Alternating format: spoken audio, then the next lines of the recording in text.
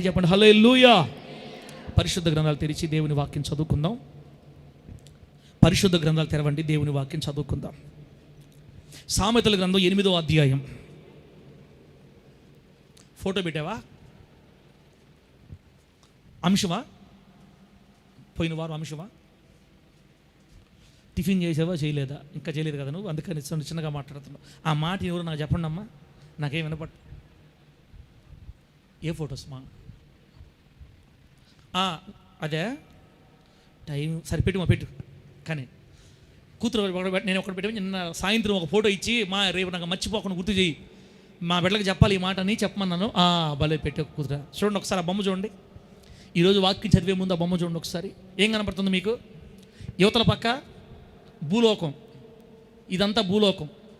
అవతల పక్క పరలోకం కనబడుతుందా? కళ్ళద్దాలు పెట్టుకో ఉండేవాళ్ళు చూడండి, మామూలు కళ్ళు ఉండేవాళ్ళు చూడండి. ఈ సైడ్ కనపడదులే పాపం.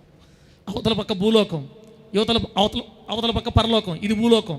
ఒకసారి ఇంకో ఫోటో పెట్టు, మీకు బాగా అర్థమవుద్ది. ఇంకా ఇది చూడు. Only Jesus can bridge the gap. ఇప్పుడు అతను నడిచిపోతున్నాడే, ఈ పక్క భూలోకం, అది పరలోకం, మధ్యలో బ్రిడ్జి ఉంది. ఇంకోటి పెట్టు, ఇగో చూడు, ఇది చూడండి. ఈ పక్క ఇది భూలోకం, అది పరలోకం, మధ్యలో అగ్ని నరకం.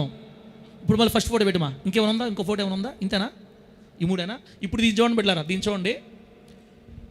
కొంతమంది అంటున్నారు, పాస్టర్ గారు మీరు వాక్యాన్ని ఖండించి చెప్పకపోతే నరకం పోతారు జనాభా, భయం ఉండదు విశ్వాసుల్లో, పాపాన్ని గురించిన భయం కలగదు, వాళ్ళు మరల లోకంలో జారిపోతారు. మీరు పై వాక్యాలు చెప్పుకుంటూ వెళ్తున్నారు, మీలో ఇంతకు ముందు ఉన్నటువంటి కసి, కొరడ, భయం లేదు అని కొంతమంది బిడ్డలు, ఆత్మీయులేని బిడ్డలు, జూనియర్లు కాదులే సీనియర్లు నా మీద చాలా బాధపడుతుండొచ్చు. కొంతమంది బయటపడ్డారు, కొంతమంది బయటపడలేదు. నా సీనియర్ బిడ్డలారా, మీ అందరికి వాక్యం చెప్తాను వినండి. ఇప్పుడు ఇది కానీ మీకు కరెక్ట్గా అర్థమైతే ఇంక ఇస్రాయల్ పాస్టర్ చెప్పే ప్రతి మాట మీకు నచ్చద్ది, జాగ్రత్తగా నండి. ఇప్పుడు చూడండి, ఇది భూలోకం,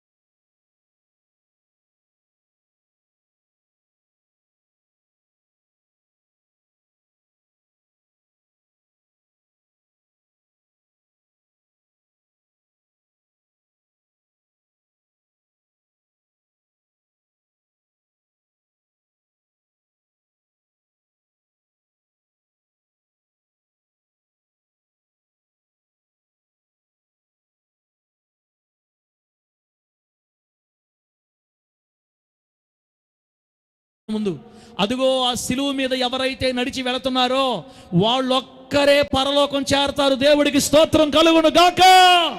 గట్టి చెప్పండి హల్లెలూయా. భూమి మీద పుట్టిన ఏ మనిషినైనా పరలోకానికి చేర్చగలిగింది కేవలం సిలువ. ఏంటంటే సిలువ. సిలువ అంటే 2000 సంవత్సరాల క్రితం కలువరి సిలువలో, గొల్గతా కొండ మీద సిలువలో వ్రేలాడదీయబడి రక్తము కార్చి ప్రాణం పెట్టి మరణించి తిరిగి 3వ దినాన లేచి పునరుద్ధానుడిగా పరలోకానికి తిరిగి వెళ్ళిన యేసు నందు ఎవరైతే విశ్వాసం ఉంచుతారో వారు మాత్రమే ఎడబోతారు పరలోకానికి పోతారు. యేసు నందు విశ్వాసం ఉంచని వాడెవ్వడైనా సావటం. నువ్వు ఎన్ని దానాలు చేసుకో, ఎన్ని పుణ్యదానాలు చేసుకో, ఎన్ని తీర్థయాత్రలు తిరుగు, ఎన్ని చేసుకో, వాళ్ళని చేసుకో, ఏడని చేసి ఏమైనా పెట్టుకో, 3 బొట్లు పెట్టుకో, నువ్వు గుంటలో మునుగు, నదిలో మునుగు, ఏడైనా మునుగు. అదిగో ఆ సిలువ మీద, ఆ బ్రిడ్జి మీద ఎక్కకపోతే ఆ బ్రిడ్జి ద్వారా తప్ప భూలోకం నుండి పరలోకానికి ఒక మానవుడు ఆ బ్రిడ్జి ద్వారా తప్ప ఇక పొరపాటును కూడా పరలోకానికి వెళ్ళలేడు అని బైబిల్లోని యోహాను సువార్తలో, నేనే మార్గం చెప్పండి, నేనే సత్యం, నేనే జీవం, నా ద్వారా తప్ప ఎవరు తండ్రి వద్దకే చేరలేరు. ఇప్పుడు చెప్పండి, ఆ సిలువ మీద ఉండేది ఎవరో తెలుసా? ఈరోజు హోలీ జడ్జి ప్రార్థన మందిరంలో కూర్చున్న వాళ్ళందరూ ఆ సిలువ మీద నడిచిపోతా ఉన్నారు యేసు నామములో. ఆ మాట చప్పట్లు కొట్టడమా, ఆ మాట చప్పట్ల కూడా, మాట చప్పట్లకి దేవునికి స్తోత్రం కలుగును గాక.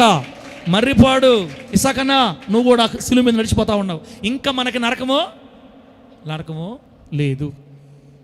ఇప్పుడు యేసుక్రీస్తునందు విశ్వాసం ఉంచాము, మరి రక్తంలో కడగబడ్డాము, బాప్తీసం తీసుకున్నాము, ఆల్రెడీ ఆయన సొత్తు అయిపోయాము, ఇక మనకు బ్రిడ్జి కనపడుతుంది, ఇంకెందుకు మనం నరకానికి పోతామంటా నేను? ఖండితంగా చెప్పు వాక్యం, నరుకు కొరుకు. ఎంత నరికినా ఎంత కొరికినా ఇశ్రాయేల్ పాస్టర్ వాక్యం ద్వారా ఒక్కడు కూడా మారలేడు. ఒక మనిషిని పాపం నుంచి విడిపించాల్సింది కేవలం యేసు ఒక్కడే. అట్టని మనం పాపం గురించి చెప్పకూడదని నేను చెప్పట్లేదు బిడ్డ, కఠినంగా చెప్పకూడదు అంటున్నా. తిట్టి కొట్టి అరిసి కొరికి నరికి 15 సంవత్సరాలు నరికాం, కొరికాం, కరిసాం, ఒక్కడు కూడా యేసే దగ్గర రాలేదమ్మా. ఇదిగో ఈ మధ్య మందిరం నిండుతుందమ్మా, ఆమె చెప్పండి గట్టిగా. సీనియర్లు ఏమంటారంటే, మన సీనియర్లు, నువ్వు మనుషుల కోసం మారిపోతావా? మనుషుల కోసం కాదన్నా, ఒక్కసారి ఆ బొమ్మ చూడనా, సిలువ. ఒక్కడ కూడా నశించిపోవటం ఇష్టం లేక మనల్ని అందరినీ ప్రాణం పెట్టి కొనుక్కున్నాడమ్మా. ఆ సిలువ మీద ప్రాణం పెట్టిన యేసు నిన్ను నన్ను మనందరినీ ప్రాణం పెట్టి కొన్నాడు, రక్తం ఇచ్చి కొన్నాడు. కాబట్టి పొరపాటును కూడా నువ్వు తప్పిపోలేవు ఈ రూట్లో నుంచి. ఆమె చెప్పు గట్టిగా. సాటు సినిమాలు చూస్తే చెంప మీద 4 పెరిగి బెట్టింగ్లు గిట్టింగ్లు జట్టింగ్లు పెట్టుకుంటా ఇష్టం వచ్చినట్టు తైతక్కలాడి తిరిగావనుకో, నువ్వు ఎవరు? ఆ సిలువ మీద నడిచేవాళ్ళు సంగతి చెప్తున్నా. ఆ సిలువ మీద నడిచేవాళ్ళు చిన్నోళ్ళ, వాళ్ళకు కూడా సినిమా కోరికలు ఉంటాయి, అప్పుడప్పుడు సీరియల్ చూస్తూ ఉంటారు, చేస్తుంటారు. కానీ బైబిల్ ఏం చెప్పింది తెలుసా? సొలొమోనా, సౌలుకి నా కృపను దూరం చేసినట్లుగా నేను నీకు నా కృపను దూరం చేయను. అవసరమైతే తండ్రి తన కుమారుణ్ణి గద్దించి కొట్టినట్టుగా 4 దెబ్బలు కొట్టైనా నా పక్కకు లాక్కుంటాను, కానీ నిన్ను మాత్రము నీకు నా కృపను దూరం చేసి సౌలును విడిచిపెట్టినట్టుగా నేను నిన్ను విడిచిపెట్టను అని మనకు బైబిల్లో రాయబడి ఉంది. ఆమె చెప్పండి గట్టిగా, హల్లెలూయా. యోహాను సువార్తలో యేసుక్రీస్తు వారు ఏం చెప్తారంటే, నా గొర్రెల్లో ఒక్కటి కూడా పోదు, నేను పోగొట్టుకోను, నేను మంచి కాపరిని, ఒక్క గొర్రెను కూడా పోగొట్టుకోను. సిలువ మీదకి ఒక్కసారి అడుగు పెట్టాడంటే చెత్త రాకూడని పిలుచుకుంటాం మన పక్కకి. లోహం కావాలన్న పట్టును కొట్టి, యేసయ్యా నువ్వు తప్ప నాకు ఎవరు లేదు నాయనా అనిపిస్తా నేను. మళ్ళా కొట్టుకునేవాడు, తీసుకొచ్చుకునేవాడు, దగ్గర పెట్టుకునేవాడు ఆయన ఉన్నాడు. మనకి ఎందుకు ఆ బాధలంట? అసలు సిలువ మీద చూడండి, ఎంత ఆనందం చూడండి. కింద బగ మండే అగ్ని, పాతాళ లోకం అగ్ని. ఆ అగ్ని తప్పించుకొని ఈరోజు మనం పరలోకం పోతున్నామంటే యేసునందు విశ్వాసం ఉంచడం వల్ల. తమ్ముడా, పరిశుద్ధాత్మ దేవుడు మన గుండెల్లో ఉంటే పాపంలో పడనీడు. ఒకవేళ పాపంలో పడినా ఎక్కువ కాలం పాపంలో నిన్ను ఉండనీడు. మనశ్శాంతి లేని బతుకు, ఏడుపు బతుకు, జీవితంలో ఏదో పోయిందని బతుకు. నేను ఇంత బోధిస్తున్నా కూడా ఏం కాదని చెప్పినా కూడా లోపల తడతా ఉంటుంది. దేవుని ఆత్మ మౌనం ఉండదు. ఒక్కసారి నువ్వు వ్యతిరేకంగా అడుగు వేసేవంటే నిన్ను నిద్రబానిడు. అసలు పరిశుద్ధాత్మ దేవుడు నిన్ను నిద్రబానిడు. తిరిగి మరలా నువ్వు దేవునితో సమాధాన పడిందాకా, ఆయనతో ఏడ్చిందాకా అదంతా ఆయన చూసుకుంటాడు. మనకెందుకు మళ్ళీ అదంతా? నువ్వు ఎప్పుడైతే రక్షించబడ్డావో, బాప్తిసం తీసుకున్నావో, సిలువ మీద అడుగు పెట్టావు నువ్వు యేసు నామములో, నిన్ను అవతల పక్క గట్టు చేర్చేదాకా దేవుడు నిన్ను విడవడు. నేను మరలా చెప్తున్నాను, మనలో ఎవరు కూడా నరకానికి ఎవరు పోతారో తెలుసా? ఆ యేసు నాకొద్దు, ఆ దేవుడు నాకొద్దు. అది మాలమాదిగోళ్ళ దేవుడు, అల్లా కులాల దేవుడు, ఇలా కులాల దేవుడు, మాకు మా వాళ్ళు ఉన్నారు అంటుంటారే, వాళ్ళు మాత్రమే చచ్చిపోయి ఆ అగ్నిగుండంలో పడిపోతారు. అంతేగాని యేసును దేవుడు అంగీకరించిన ఏ ఒక్కరు కూడా ఆ శిలువ మీద సాక్షాత్తు సంతోషంగా నడుచుకుంటూ భూలోకం నుంచి ఎగిరి పరలోకానికి ఆశీర్వాదకరంగా వెళ్ళిపోతారు. కాబట్టి సీనియర్లు కాస్త అర్థం చేసుకోండి, సీనియర్లు కాస్త సహకరించండి. అనేక వందలాది మంది ఆత్మలు పట్టుకొని వాళ్ళ కన్నీళ్లు తుడిచి సమాధానంతో పరలోకం తీసుకెళ్దాం. దేవుడి మాటలు మనకు ఆశీర్వాదకరంగా మార్చునుగాక. గట్టి చెప్పండి హల్లెలూయా. సామెతల గ్రంథం 8వ అధ్యాయం 17వ వచనం. తమ్ముడు ఒక్కసారి ప్రకాష్, భయము చందకు భక్తుడు ఆ పాట తీసిపెట్టు, వస్తే మన బిడ్డలతో పక్క తీపించుకో. మళ్ళీ మైండ్ మారిపోయింది ఆ బొమ్మ పెట్టి మన వాళ్ళకి చిన్న పలవ పడితే బాగుంటుంది. సామెతల గ్రంథం 8వ అధ్యాయం 17వ వచనం, 18వ వచనం, 21వ వచనం చదవబడలేదు. ఒకసారి పోయినసారి అంశం ఉందమ్మా పెట్టు. పోయిన వారం మనం ధ్యానం చేసిన అంశాన్ని ఈ వారం ముగిచ్చేద్దాం బిడ్డలారా. ఇక నేను లోపలికి వెళ్ళకుండా టకటక చెప్పుకుంటూ వెళ్ళిపోతాను. ఒక అరగంటలో ముగిచ్చేద్దాం. 15-20 నిమిషాలు చాలు. ఒకసారి చూడండి. పోయిన వారం మనం ధ్యానం చేసిన అంశం భక్తుల పేదరికాన్ని తొలగించే దేవుని యొక్క ఏకైక నిబంధన. భక్తుల పేదరికాన్ని తొలగించే దేవుని యొక్క ఏకైక నిబంధన.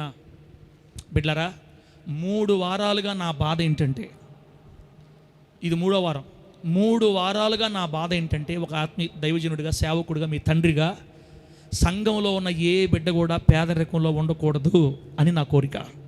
నా కోరికే కాదు, మనలందరి కోసం ప్రాణం పెట్టి సిలువలో కొన్న యేసయ్య కోరిక కూడా ఏంటంటే, ఆయన పిల్లలు ఎవరు పేదరికంలో, దరిద్రులుగా, శాపగ్రస్తులుగా ఉండకూడదు.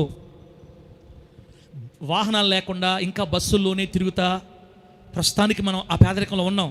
జీవితాంతం ఇదే పేదరికంలో నువ్వు ఉండకూడదు. నువ్వు ఎదగాలి, ఆర్థికంగా ఎదగాలి, అనేకులకు ఆశీర్వాదకరంగా మారాలి, మందిరానికి నువ్వు నీ కుటుంబం సంతోషంగా బైకులో రావాలి, ఎక్కడ పడితే అక్కడ ఆపుకొని హ్యాపీగా పిల్ల పాపలతో రావాలి, అప్పులో నీ ఇంటి ముందు ఆగకూడదు, నువ్వు ఒక సాక్షిగా బ్రతకాలి, ఒక మంచి ఇల్లు కలిగి నువ్వు దీవించబడాలి, వస్తు వాహన ఉపకరణాలతో ఆస్వాదించబడాలి. నిన్ను చూసిన వాళ్ళందరూ వీళ్ళు దేవుణ్ణి ఆశ్రయించిన కారణం చేత వీళ్ళు దీవించబడ్డారని అనేకులు దేవుని సాక్షులుగా మారాలి. ఆర్థిక దారిద్ర్యత కొట్టివేయబడాలి. అప్పుల వాళ్ళ అవమానాల ముందే నీ తల పైకెత్తబడి నువ్వు ఆశీర్వాదకరంగా మారాలి. ఎవ్వరు కూడా పేదరికంలో నశించిపోకూడదు, పేదరికంలో నలిగిపోకూడదని దేవుడు కోరుకున్నవాడై 3 వారాలుగా మనకి నిబంధన గురించి నేర్పిస్తున్నాడు. బిడ్డలారా, అన్నీ చదవడానికి నాకు అవకాశం లేదు. దేవుడు తన ప్రజలు ఎవ్వరు కూడా బిడ్డలారా మరి పేదవాళ్ళుగా ఉండకూడదనే ఈ నిబంధనని మనకు తెలియచేస్తున్నాడు. పోయిన వారం ఏం చదివామంటే, సామెత గ్రంథం 8వ అధ్యాయంలో 17, 18, 21 ఏముందంటే, నన్ను ప్రేమించు వారిని నేను ప్రేమిస్తాను, నా దగ్గర ఐశ్వర్యము, ఘనత, స్థిరమైన కలిముంది, నన్ను ప్రేమించు వారిని నేను ఆస్తికర్తలుగా చేసి వాళ్ళ నిధులను నింపుతాను అని చెప్పాడు దేవుడు మనకి. దేవుడు తన ప్రేమించే వాళ్ళని ప్రేమించి ఐశ్వర్యాన్ని, ఘనతని వాళ్ళకిచ్చి వారిని ఆస్తికర్తలుగా చేస్తాడు, ఆశీర్వదిస్తాడని పోయిన వారం మనం విన్నాం. అంత మాత్రమే కాదు, దేవుణ్ణి ప్రేమించిన వాళ్ళు భూమి యొక్క సమస్త మంచి పదార్థాలని అనుభవిస్తారని కూడా మనం పోయిన వారం ధ్యానం చేశాం. దేవుణ్ణి ప్రేమించే వాళ్ళు ఎవరు? పెట్టుమాది ఉందా? దేవుని ప్రేమించే వాళ్ళు ఎవరు? పోయినసారి చెప్పాం. మొట్టమొదటిది అన్ని విషయాల్లో దేవునికి మొదటి స్థానం ఇచ్చేవాళ్ళు. రెండోది దేవుని మందిరాన్ని ప్రేమించి క్రమంగా ఆరాధన దినాన్ని ఆచరించేవాళ్ళు. మూడోది దేవుని కోసం ఉన్నదంతా కోల్పోవడానికి ఇష్టపడేవాళ్ళు. నాలుగోది దేవుని కోసం ఎన్ని శ్రమలైన అంతము వరకు సహించేవాళ్ళు. వీళ్ళందరూ దేవుణ్ణి ప్రేమించేవాళ్ళు అనమాట. ఎవరైతే దేవుణ్ణి ప్రేమిస్తారో వాళ్ళని దేవుడు ప్రేమించి భూమి మీద పేదరికాన్ని తొలగించి ఆస్తికర్తలుగా చేస్తాడని పోయిన వారం మనము ఆలోచించేసాం. అయితే అయ్యా, దేవుడికి మన డబ్బు ఎందుకు? దేవుడు అంటే డబ్బు తీసుకొని ఆస్వాదిస్తాడా? డబ్బు ఇవ్వకపోతే ఆస్వాదించడా? అసలు ఆయనకి మన డబ్బుతో పని ఏంది అన్నప్పుడు హగ్గయి గ్రంథం 2వ అధ్యాయంలో భూమి నాదే, వెండి నాదే, బంగారం నాదే, ఆకాశ మహాకాశాలు నావే అని చెప్పాడు. మరి అంత భూమి, ఆకాశం, మహాకాశం, వెండి, బంగారాలు కలిగిన ఆ దేవుడు మన డబ్బును ఎందుకు అడుగుతున్నాడు? మన డబ్బును ఎందుకు అడుగుతున్నాడంటే, మలాకీ గ్రంథం 3:10 దగ్గరికి వెళ్ళాం మనం పోయిన వారం.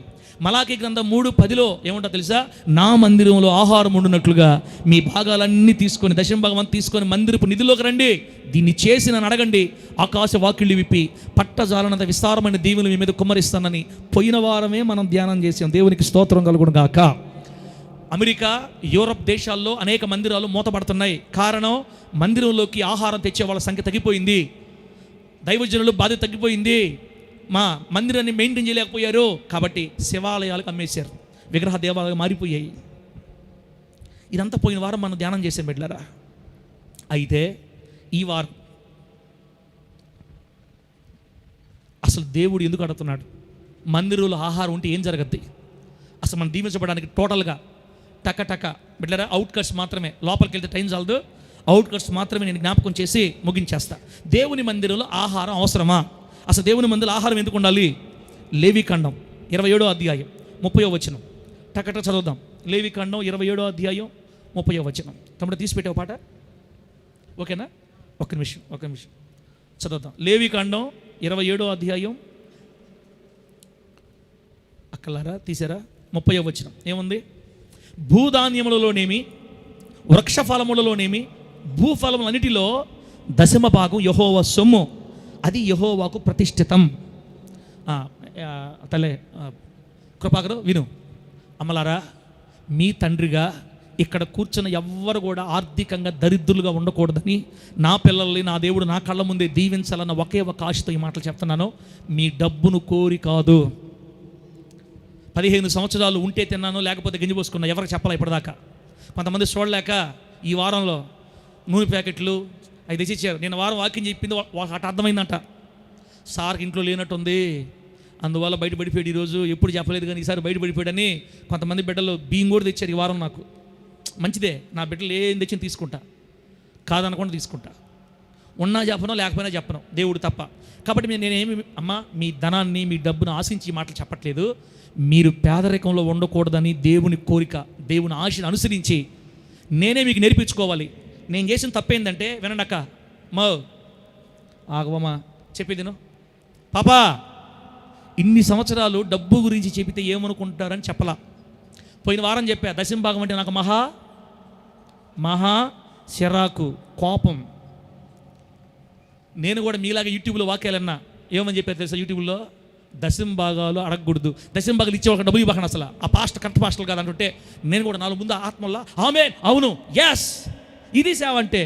కానీ మిగతా నచ్చట్ల వాళ్ళలో నాకు వాళ్ళు అక్కడే బాగా చెప్తున్నారు, మిగతాదంతా తిడుతున్నా. అందరిని మెలేసి సింహం తొడగొట్టి మేలేసి చెప్తున్నా. మగోడంటే బాబా ఇది బాగలేదే, ఇది వాక్యం లేదే తొడగొట్టమని. ఇదేంది దశంభాగం బాగా చెప్తున్నారు, దశంభాగం గురించి బాగా చెప్తున్నారు, మిగతాదంతా నచ్చట్లే అనుకునేవాడిని. నేను కూడా వాళ్ళ మాటలు బాగా విని నాకు అదే ఇష్టం కాబట్టి నరాల్లోకి ఎక్కిపోయి సచ్చేదాకా దశంభాగం అనే పదం చర్చిలో వినబడకూడదని తీర్మానించుకున్నాను. కాబట్టి ఇప్పటిదాకా మీకు ఆ డబ్బు గురించి చెప్పలా. ఆ చెప్పేటప్పుడు కూడా ఇప్పుడిప్పుడు ఎత్తేద్దామా, ఇప్పుడు వెళ్ళిపోదాం, ఇప్పుడు ముగిచ్చేద్దాం అనిపించేది. కానీ ఈరోజు నాకు అర్థమైంది ఏంటంటే, మీకు నేను చెప్పకపోతే ఇంకొక దేవదూత వచ్చి ఇక్కడ చెప్పడు. మీకు నేర్పించాలి, తండ్రిగా పిల్లలకు నేర్పించుకోవాలి. దాని వెనకున్న ఒకే ఒక ఉద్దేశం, మీరు పేదలుగా ఉండకూడదు. మీ టిఫిన్ వ్యాపారాలు అక్కడక్కడికి ఆగిపోకూడదు. మీ టైలరింగ్ షాపులు అక్కడికి ఆగిపోకూడదు. మీరు రోడ్లలోకి రావాలి, గొప్ప షాపులు పెట్టాలి, ఓపెన్ చేయాలి, అన్ని రకాలుగా మీరు దీవించబడాలి. నా పిల్లలు నా కళ్ళ ముందు వృద్ధిలోకి రావాలన్న కోరిక ద్వారా ఈ మాటలు చెప్తున్నాను బిడ్డ. ఇప్పుడు వాక్యం చదువుదాం, చూడండి. చదివిన వాక్యం ఏముంది? దేవుడు చెప్తున్నాడు ఈ మాట. భూధాన్యాలలో, భూధాన్యం అంటే భూమి మీద పండించే పంటలు, వృక్షఫలాలంటే చెట్లు, నిమ్మకాయలు వేసినా, జాంకాయలు వేసినా, సొరకాయలు వేసినా, టమాటాలు వేసినా, ఏదైనా భూధాన్యాలు కానీ వృక్షఫలాలు కానీ భూఫలములు కానీ వీటన్నిటిలో కూడా దశంభాగం ఎవరి సొమ్మంట? పాత నిబంధనలో ఇప్పుడు చెప్పింది, కొత్త నిబంధనలో కాదు. అంటే కొత్త నిబంధన ఇవ్వలేదా సార్? అమ్మా, పాత నిబంధన కంటే కొత్త నిబంధన గట్టిగా దేవుడు మరింత గట్టిగా చేశాడు. నిదానం మాట్లాడదాం, లాస్ట్గా చెప్పేస్తాను నేను. ఎవరు కూడా బలవంతంగా వినొద్దు, వాక్యం కొంచెం ప్రశాంతంగా ఫ్రీగా వినండి. ఎందుకంటే పాత నిబంధనలో ఖచ్చితంగా ఇస్తేనే దేవుడు దీవించేవాడు. ఖచ్చితంగా ఇవ్వాలి. సనగతా ఇస్తావో, గొనతా ఇస్తావో, మూతి దుడుచు ఎట్లయినా ఇవ్వాల్సిందే మర్యాదగా. కానీ కొత్త నిబంధనలు మనకు బలవంతం లేదు. ఇస్తే ఇవ్వచ్చు, ఇగిపోతే ఇగిపోవచ్చు. ఇచ్చేదాన్ని బట్టి ఆశీర్వాదం ఉంటుంది తప్ప బలవంతం చేయడు దేవుడు. కొత్త నిబంధనలు మనం ఫ్రీగా ఇవ్వాలా, మనస్ఫూర్తిగా ఇవ్వాలా దేవుడికి ఏది ఇచ్చినా. కాబట్టి టెన్షన్ ఏం లేదు. ఇంకొక మాట కూడా దశంభాగం ఇస్తేనే పరలోకం పోతారనే మాట అబద్ధం. అసలు ఆ మాట బైబిల్లో లేదు. మీరు ఆల్రెడీ సిలువ మీద అడుగు పెట్టారు కాబట్టి దశంభాగం ఇచ్చినా, దేవుని కానుకలు ఇచ్చినా, ఈగిపోయినా పరలోకం మాత్రం మీకు గ్యారంటీ. ఆమె చెప్పండి గట్టిగా హల్లెలూయా. కానీ భూమి మీద సర్వ సమృద్ధిని అనుభవించాలంటే మాత్రం వాక్యానికి నువ్వు లోబడాల్సిందే. అదేంటంటే వృక్షఫలాలు, భూఫలాలు, భూమి పంటలు అన్నిట్లో కూడా దశమ భాగం దేవుని సొమ్మంట.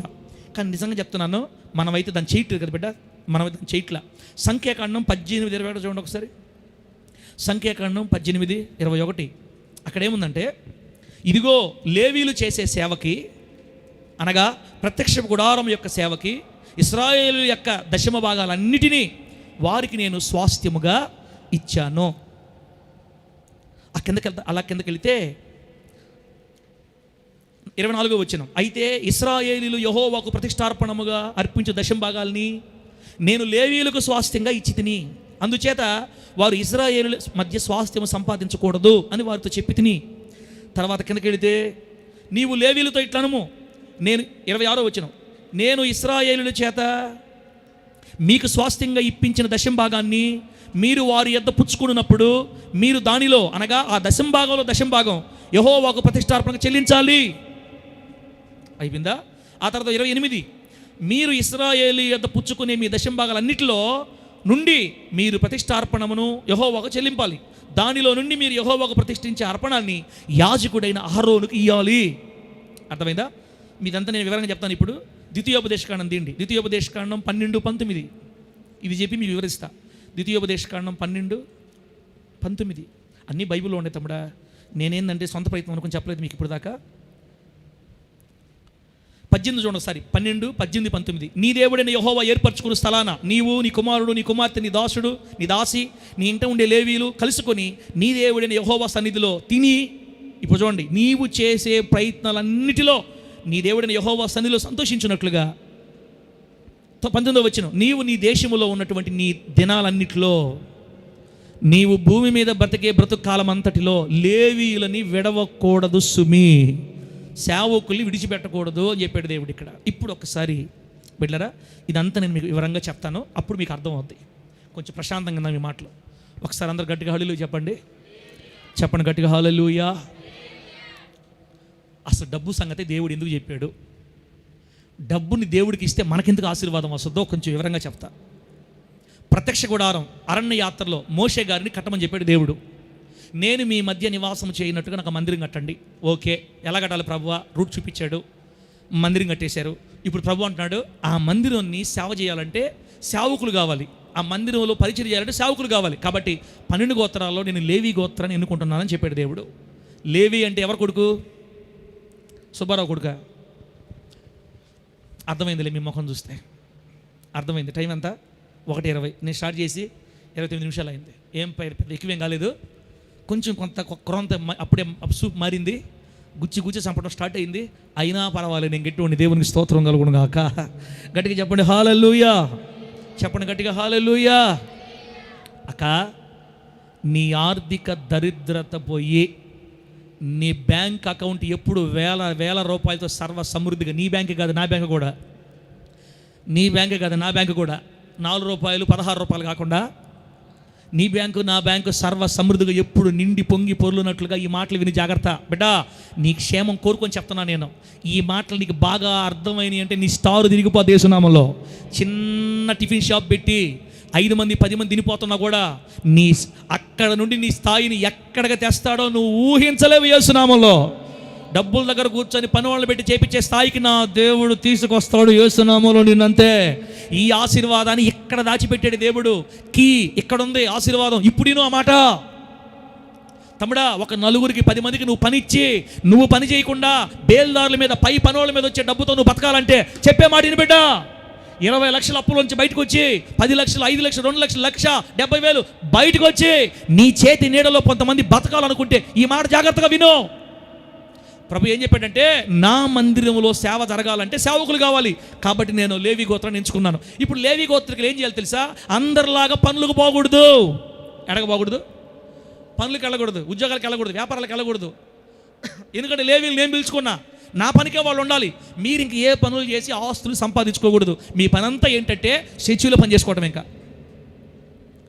ఆ వస్తువులు జిమ్ముకోవటం, ఇది ఇప్పుకోవటం, అక్కడికి వెళ్ళి కట్టుకోవటం, మళ్ళీ జాగ్రత్త చేసుకోవటం, బలులు ఇవ్వటం, దహన బలిపేట రెడీ చేసుకోవటం, ఇంతే మీ పని. మీరు నా పరిచర్య, నా సేవ చేయాలి. ఓకే ప్రభువా, మరి మా పోషణ ఎట్ట ప్రభువా? ఉండు చెప్తా అని మోషే కథ చెప్తున్నాడు. మోషే 11 గోత్రాల వాళ్ళకి నేను చెప్పిన మాట చెప్పు. ఇప్పుడే కాదు, ఇక తరతరాలకి నిత్యమైన కట్టడ చెప్తున్నాను.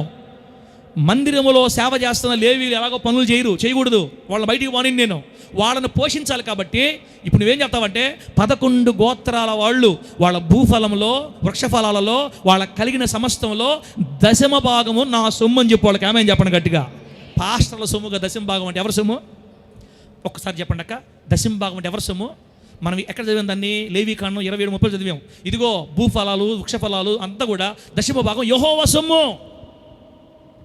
మీరు పంట పండించినా, మీకు పశువులు పుట్టినా, పిల్లలు పుట్టినా, వీటన్నిటిలో ప్రథమ భాగం లేదా 10వ భాగం 10వ భాగం నా సొమ్ము. ఆ నా సొమ్ముని మీరు ఏం చేయాలంటే మందిరం దగ్గర తీసుకురావాలి. మందిరం దగ్గర తీసుకొని వచ్చి లేవీల చేతిలో పెట్టాలి. మీరు దేవుడికి స్తోత్రం కలుగును గాక.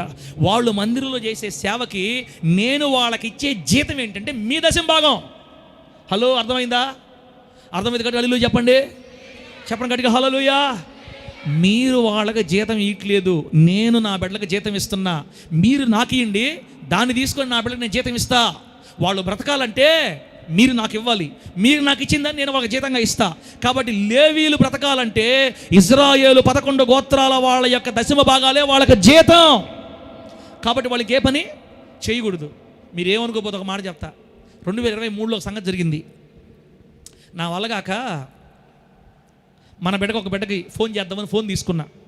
అక్క, నువ్వు టిఫిన్ వ్యాపారం స్టార్ట్ చేస్తున్నావు, నేను కూడా కొంత పెట్టుబడి పెడతాను, ఒక మనిషిని కూడా పెడతాను, మన ఇద్దరం కంబైన్ చేసుకుందాం, వచ్చింది నీకు సగం నాకు సగం అని చెబుదామని తట్టుకోలేక బాధ, ఇంట్లో వేదం తట్టుకోలేక, ఈఎంఐ బాధ తట్టుకోలేక, అసలు రాబడి లేక, ఏం జరుగుతుందో అర్థం కాక వ్యాపారం వైపు వెళ్ళిపోదామని ఫుల్ ఫిక్స్ అయిపోయా. విశ్వాసం తెలిస్తే ఏం చేస్తావు పాస్టర్ గారు? తెలవని ఏం చేద్దాం పాస్టర్మా? మనల్ని అడిగేవాడు 1 రూపాయి పెట్టడం మనకి ఏం చేద్దాం? సేవలో ఫెయిల్ అయిపోయాం, అర్థం కావట్లా, దేవుడు వదిలేసాడు అర్థం కావట్లా, ఎందుకు ఇంత భయంకర పరిస్థితి చేసింది అని పాస్టర్ ఎంత నెత్తినూరు కొట్టుకున్నా ఇక ఫోన్ తీసుకున్నాను బిడ్డలారా. ఫోన్ తీసుకునే ముందు ఒక బుక్ చదువుతున్నాను నేను. అదే బుక్ అంటే జాక్ పూనెన్ గారని మన చెన్నైలో ఉంటాడు, ఆయన మంచి దైవజనుడు, పుస్తకాలు రాస్తే ఒక పుస్తకం చదువుతున్నా. ఆ పుస్తకంలో ఆయన జాక్ పూనెన్ గారు కూడా నాలాగే బాధపడి సేవ బాగలేదని, అభివృద్ధి లేదని, తిరిగి మళ్ళీ ఉద్యోగం చేసుకుందామని ప్లాన్ వచ్చిందంట అతనికి. అతనితో దేవుడు చెప్పాడంట, నువ్వు ఈ ప్రపంచంలో ఎక్కడికెళ్ళి ఉద్యోగంలో ఉన్నా చెత్త ర్యాక్ కూడా తీసుకొని వస్తాం మళ్ళీ ఎక్కడికని చెప్పాడంట దేవుడు అతనికి. ఓ నా బిడ్డలారా, ఈ బుక్ చదువుతున్న వాళ్ళలారా, మీరు కనుక సేవకులైతే మీరు సేవను వదిలిపెట్టి ఏ పని చేసినా అన్నిట్లో ఓడిపోతారని చెప్పాడు రాశాడు దాంట్లో. ఇంకా ఆ బుక్ చదివి ఫోన్ చేయాలంటే ఇంకా నేను మామూలు చదువుకుంటున్నా, టైం పాస్ చదువుకొని అక్కడికి ఫోన్ చేసి మాట్లాడదాం అనుకుంటున్నా. నా సేవ పిలుపుని పక్కన పెట్టి నువ్వు పక్కకి వెళ్ళి మళ్ళీ ఏడబెట్టినా ఏం పెట్టినా నీకు అవమానం ఒకటే. నేను నిన్ను చేయను, భూమి మీద బతికినంతకాలం నువ్వు నా పని చేయాలా, నేను నిన్ను పిలుచుకున్నా, నా పని కోసం పిలుచుకున్నా. ఆ మాటలు నాకు ఎంత కోపం వచ్చింది దేవుడి మీద. నువ్వు పెట్టవు, పోయి తిందామంటే తిన్నీవు, ఏం చేయాలయ్యా, ఏందయ్యా ఈ పరిస్థితి అని బాధేసింది. తర్వాత ఆయన ప్రేమ అర్థం చేసుకున్న తర్వాత, ప్రభువా ఎంత గొప్ప దేవుడివి, వ్యాపారం చేస్తే ఎంత వస్తుంది నాయన, ఏదో 500, 200, 300, దానికి అంత కష్టం, పాపం బిడ్డలు ఎంత కష్టపడుతుంటారు. ఎందుకు నాకు ఇంత మైండ్ వచ్చేసింది, అయ్యా ఈ బాధ తట్టుకోలేక నా మైండ్ మారిపోయింది అయ్యా అని నేను ప్రభు దగ్గర మరలా క్షమాపణ అడిగి, ఇక మరలా వ్యాపారాలు పెట్టాలన్న మైండ్ కూడా లేకుండా, ఇంత మంచిగా చెప్పినప్పుడు వినలేదనుకో, నీకు సేవ చేయమన్నావరే, నువ్వు లేవి, అప్పుడు లేవీలు పిలుచుకున్నాను, ఇప్పుడు మీరు ఆత్మ సంబంధమైన లేవీలు నేను పిలుచుకున్నాను, నువ్వు నా పని చేయాలి. మరి నా పరిస్థితి ఏంటి ప్రభు, ఏం తక్కువైంది నీకు? రెండు పూటల పస్తు ఉండలేవా? నేను మరలా నిన్ను కనికరించేదాకా నువ్వు ఉండలేవా? ఇదంతా ట్రైనింగ్ నీకు. నీ స్టైలు, నీ గీలు మొత్తం బావాలంటే నలగాల. సేవ ఊరకే వస్తుందా? సేవ ఊరకే దీవించబడద్దా? కొంచెం నలిగితే కదా లోపల ఉండే అంతా తెలిస్తే, రేపు నేను నీ చేతిలో లక్షలు కోట్లు పెట్టినప్పుడు కూడా కదలకుండా నిలబడతావు నా కోసం. ఆమె అని చెప్పండి గట్టిగా. దేవుడు అభివృద్ధిలో తీసుకెళ్ళినప్పుడు జారిపోకుండా ఉండాలంటే ట్రైనింగ్ అవసరం అంట. అందుకనంటే ఆయన నలిపింది ఆ సంవత్సరం అంతా. అలాగా సేవకులు ఏ పని చేయరు, వాళ్ళని పోషించడానికి లేవీల దశంభాగాలు కావాలి. మరి 11 గోత్రాల వాళ్ళ దశంభాగాలు కావాలి. ఈ సిస్టమ్ అంతా ఏర్పాటు చేసింది ఎవరు? మనిషా దేవుడా? నిద్రపోయి చెప్పండి గట్టిగా, మనిషా దేవుడా? అది ప్రభు మిమ్మల్ని ఆశీర్వదించును గాక. చెప్పండి గట్టిగా హల్లెలూయా. ఇంకొక మాట పెట్టారా, ఇంకో మాట అక్కడ ఏముందంటే, ఇప్పుడు లేవీలు అంటే మందిరంలో పరిచయం చేసేవాళ్ళు. మళ్ళీ ఇంకో గోత్రం ఉంది, ఇంకో జాతి ఉంది, ప్రధాన యాజకుడు అంటారు వీళ్ళని. ప్రధాన యాజకుడు మోషే గారు అన్న అహరోను కుటుంబంలో ఉండే వాళ్ళందరూ ప్రధాన యాజకులుగా వచ్చారు కొంతకాలం దాకా. మరి లేవీలకి దశంభాగాలు ఇచ్చాడు.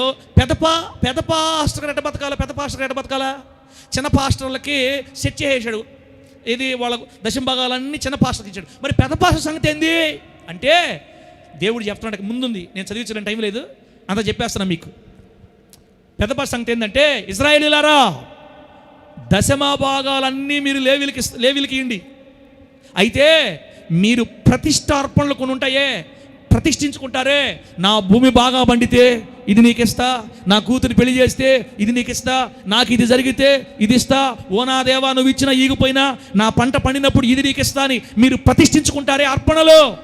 ఆ అర్పణలన్నీ లేవీలకు కాకుండా ఏ ప్రధాన యాజకుడైన అహరోను తెచ్చిండి. దేవుడికి స్తోత్రం కలుగును గాక. చెప్పండి గట్టిగా హల్లెలూయా. మీరు నా మందిరం తీసుకురండి, ప్రతిష్టార్పణలన్నిటిని నేను అహరోనుకి ఇచ్చాను. అహరోను పిల్లలన్నీ 11 గోత్రాల వాళ్ళు, అనగా 30 లక్షల మంది తెచ్చే ఏంటదే మరి ప్రతిష్ట అర్పణలతో వాళ్ళు బతుకుతారు. 30 లక్షల మంది తెచ్చే దశంభాగాలతో వీళ్ళు బతుకుతారు. ఒకవేళ కానీ తేలేదనుకో, నీ పంట మీదకి ఏం పంపిస్తాను నేను చెప్పు? ఏం పంపిస్తాను? పురుగులు, సిల్లి సంచి, ఎంతైనా సంపాదించి లోపల పోతూ ఉంటుంది అని వాళ్ళని భయపెట్టి. ఇప్పుడు కొత్త నిబంధన విశ్వాసం ఏం భయం లేదు. ఏ ఇచ్చినా ఇగిపోయినా పరలోకం వెళ్ళిపోతాం, వేసినామని అంతే, మనకు తిరిగే లేదు. ఆల్రెడీ మన పాస్టర్ చెప్పారు, మన సిలువ మీద ఉన్నామంట, చచ్చిపోతే పరలోకం పోతాం. ఇంకా జాంతనై ఇది దాన్ని ఏమంటారు, దశం బాగున్నాయి, ఇంకో బాగున్నాయి, ఇంకో బాగున్నాయి, ఏం అవసరంలే అని మనం అనుకుంటున్నాం ఫ్రీగా. ఆ రోజు ఒకట్లేదు, నువ్వు కానీ నాకు తేలేదా పురుగులు, పంట పురుగులు జాగ్రత్త అని చెప్పాడు. గడగడగడ వణిగిపోయి, బిడ్డలారా పండగలు వచ్చినాయి అంటే ఇశ్రాయేలు మరి ప్రధాన యాజకుడు అహరోను ఇల్లు ఫుల్లు, వారి దశంభాగాలతోటి, కానుకలతోటి, గొర్రెలతోటి, మేకలతోటి. మీకు విషయం తెలుసా? ప్రధాన యాజకులు ఎంత ఎక్కువగా దీవించబడ్డారంటే యేసు ప్రభు వారి కాలానికి వచ్చేసరికి దేశాన్ని ఏలుబడి చేసే స్థాయికి ఎదిగారు. దేవుడికి స్తోత్రం కలుగును గాక. చెప్పండి గట్టిగా హల్లెలూయా. ప్రధాన యాజకుడిని తీర్పు మరి యేసుక్రీస్తు వారిని తీర్పు తీర్చడానికి మొట్టమొదట ఎక్కడ తీసుకుపోయారు? ప్రధాన యాజకుడైన కయపనా అన్న ప్రధాన యాజకుడు అన్న వాళ్ళ మామ కయప. అంటే ప్రధాన యాజకులు యేసుక్రీస్తు వారి కాలానికి దేశాన్ని ఏలుబడే చేసే అధికారం, ధనం స్థాయికి ఎదిగిపోయారు. 30 లక్షల మంది ఒక్కసారి కానుకలు తెచ్చితే ఎక్కడికో పోతారు పాస్టర్. ఇంకా ఇప్పుడు మన బిడ్డలు ఏంటంటే, ఇంతమంది మనం ఇస్తే మన పాస్టర్ ఎదిగిపోడా ఈ వాహన అందరూ. మీరు కాదులే, బయట అనుకుంటారు, ఆ అన్న 2000 ఇస్తాడు, ఈ అన్న 500 ఇస్తాడు, ఆమె 400 ఇస్తుంది, తలా ఒక 500 వేసుకో, మన పాస్టర్కి ఎంత వచ్చేస్తుందో. ఇప్పుడు లెక్కలేసి తేవట్లేదులే, కానీ ఆ రోజు ఒప్పుకునేవాడు కదా దేవుడు, ఖచ్చితంగా తేవాలి, లేకపోతే పంట ఎండిపోయేది అట్టే భయానికి తెచ్చిచ్చేవాళ్ళు. అది పాత నిబంధన. కానీ కొత్త నిబంధనలు పెట్టారా, ఆ భయాలు ఏమి లేవు. మీరు తెచ్చిస్తే, హృదయపూర్వకంగా తెచ్చిస్తే మిమ్మల్ని దేవుడు దీవిస్తాడు. తెచ్చకపోతే గంతకు దగ్గ అది బొంతకు దగ్గ గంతకు దగ్గ బొంత, అట్లా అనమాట. మనం ఇప్పుడంతా మనం హృదయపూర్వకంగా ఇచ్చేదాన్ని బట్టి ఏ కొలతో కొలుస్తావో ఆ కొలతోనే కొలుస్తాడు దేవుడు. అంతేగాని శాపము, భయము ఏమి లేదనమాట. ప్రభువు నామానికి మహిమ కలుగును గాక. చెప్పండి గట్టిగా హల్లెలూయా. ప్రధాన యాజకుని జీతమేమో మందిరానికి వచ్చే అందరూ 11 గోత్రాల ప్రతిష్ఠార్పణలు ప్లస్ ఇంకోటి ఉంది. ఈ 11 గోత్రాల ఇశ్రాయేలీలు లేవీలకు దశంభాగాలు తెస్తారు కదా. లేవీలు మందిరంలో పరిచయం చేసేవాళ్ళు. వాళ్ళు ఏం చేయాలంటే వాళ్ళ దశంభాగాల్లో మళ్ళీ దశంభాగం తీయాలా. అందరు దశంభాగం ఇచ్చారు వీళ్ళకి, లేవీలకి, మందిరంలో ఉండే వాళ్ళకి. వీళ్ళు మళ్ళీ దశంభాగం తీసి ప్రధాన యాజకుడు అహరోనికి ఇవ్వాలా. అంటే లేవీల దశంభాగాలు యాజకుడికి వస్తాయి, ప్రధాన యాజకుడికి వస్తాయి, ప్రతిష్ఠార్పణలు ప్రధాన యాజకుడికి వస్తాయి. కాబట్టి దేవుడి సిస్టమ్ చూడండి బిడ్డలారా, పనులు మానుకొని ఉద్యోగాలు చేయకుండా ఎక్కడికి పోకుండా కేవలం మందిరాన్నే కనిపెట్టుకొని సేవ చేస్తున్న తన సేవకులకి ఏ కొదువు లేకుండానట్లుగా ప్రధాన యాజకుని కుటుంబానికి ఏర్పాటు చేశాడు, లేవీల కుటుంబాలకు ఏర్పాటు చేశాడు. మరి దావీదు రాజు, సొలొమోను రాజు, ఈ రాజుల కాలాలలో లేవీలకు ఏ కొరత లేకుండా సమృద్ధిగా బతికారు. దేవుడికి స్తోత్రం కలుగునుగాక. గట్టిగా చెప్పండి హల్లెలూయా. ఇవన్నీ మాకేం చెప్తున్నా పాస్టర్? ఇప్పుడు 1:30 అప్పుడు మాకు ఇవన్నీ మాకు చెప్పకపోతే ఏం సాధించాలని? బిడ్డలారా, మోషే గారి కాలం నుంచి యేసుక్రీస్తు వారు సిలువ వేయబడే వరకు 1500 సంవత్సరాల కాలం. 1500 సంవత్సరాల కాలం. ఈ 1500 సంవత్సరాల కాలంలో ప్రత్యక్ష గుడారం మొట్టమొదట, రెండోది షిలోహు మందిరం, మూడోది సొలొమోను మందిరం. సొలొమోను మందిరం ఒకసారి కూల్చబడింది, మళ్ళీ కట్టబడింది. ఈ మందిరాలు అన్నీ జరుగుతూనే ఉన్నాయి. లేవీలు, యాజకులు పని చేసుకోకుండా, ఆస్తులు సంపాదించుకోకుండా దేవుని కోసం పనిచేస్తూనే ఉన్నారు. మన ఎలిజబెత్ గారి భర్త జకర్యా ఆ సేవకుల్లోనే, లేవీల్లోనే ఒక యాజకుడు కాబట్టి ఆయన ప్రార్థన చేసేటప్పుడు దేవతతో వచ్చి నీ కుమారుడు పుట్టబోదని చెప్పారు. అంటే ఇదంతా జరుగుతూ ఉంది, యేసుక్రీస్తు కాలం జరుగుతూ ఉంది. ఎక్కడ కూడా తన బిడ్డలకు కొరత లేకుండా, తన సేవకులు కొరత లేకుండా తెచ్చిచ్చే మరి 11 గోత్రాల వాళ్ళని దేవుడు దీవించి ఇజ్రాయేలు దేశం అంతా పాలు తేనెలు ప్రవహించున్నట్లుగా దేవుడు వారిని ఆశీర్వదించి, అటు సేవకులు తక్కువ లేకుండా, అటు విశ్వాసులు తక్కువ లేకుండా ఆ దేశమంతటిని సమృద్ధిగా దీవించాడు దేవుడు. దేవునికి స్తోత్రం కలుగునుగాక. గట్టిగా చెప్పండి హల్లెలూయా. అమ్మా సార్లు ఏమన్నారా? హల్లెలూయా అన్నారమ్మా. ఇంకొకసారి చెప్పండి హల్లెలూయా అని. నేను చెప్పాలనుకున్నది చెప్పే ఆపతా. ఇంకా మీ పేదరికం పోవాలా అని నా కోరిక. నాకంటే ముఖ్యంగా యేసయ్య కోరిక. మీ అప్పుల్లోంచి మీరు బయటపడాలా, అది యేసయ్య కోరిక. మీరు ఒకరికి ఇవ్వాలి, అది యేసయ్య కోరిక. చినిగిపోయిన చీరలు కాదు, మంచి చీరలు కట్టుకురావాలా, యేసయ్య కోరిక. వాహనాల్లో రావాలి, యేసయ్య కోరిక. త్వరలో కారుల్లో మన మందికి రావాలి, యేసయ్య కోరిక. బైకుల్లో ఆమె కూడా చెప్పట లాస్ట్కి హల్లెలూయా. హుషారు లేదు. దేవుడు రావా, దేవుడు దీవిస్తే రావా. మన దరిద్రం, శాపం విరిచివేయబడాలి, అది దేవుడి కోరిక. ఇలా దీవించబడాలంటే లింక్ పెట్టాడు దేవుడు, నిబంధన చేశాడు దేవుడు. ఏందది? నన్ను ప్రేమించు వారిని ఆస్తికర్తలుగా చేస్తా. నిన్ను ప్రేమించాలంటే ప్రభువా నీ ఆస్తిలో భాగం తీసుకొచ్చి మందిరంలో ఇవ్వాలి, నీ అర్పణలు తీసుకొచ్చి మందిరంలో ఇవ్వాలి. ఎందుకు ప్రభువా? నీకు డబ్బు, నా మందిరం రన్ అవ్వాలి, నా మందిరాన్ని చూసుకుంటున్న సేవకులు వారు పోషించబడాలి, అది నా పనే. నువ్వు నాకి, నేను నా బిడ్డలకు ఇస్తా. ఇది ఇలా చేస్తే మీరు దీవించబడతారని ఈ సిస్టమ్ ఎక్కడ స్టార్ట్ అయిందో మీకు చెప్తున్నాను నేను. ప్రత్యక్ష గుడారం దగ్గర నుంచి సొలొమోను మందిరం దాకా ఏ ఇబ్బందులు లేకుండా 1500 సంవత్సరాలు దశమ భాగాలతో సేవకులు, లేవీలు, యాజకులు, ప్రతిష్టార్పణలతో అహరోను వంశం సంతోషంగా సమాధానంగా తరతరాలు గడిచిపోయిన దేవునికి స్తోత్రం కలుగును గాక. గట్టి చెప్పండి హల్లెలూయా.